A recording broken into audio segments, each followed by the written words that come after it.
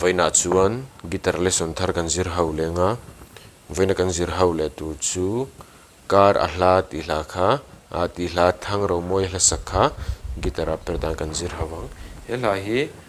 a standard time play du ni chuan A sharp in langa asanga D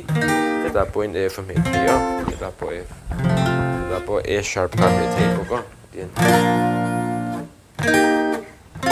dikhana chuan kepo hi third fret a koran vuanga G in kan langa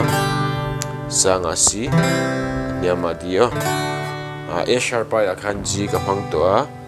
D sharp ya khan C F ya khan D a tien kan strumang down down up up down up dikhana down down up down up dikhan heta ya ka A sharp kan lakpon down down up down up dikhana oh karla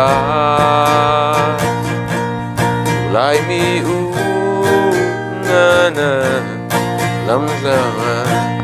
sei lua dikhani mai ji lakpon tu ai kona na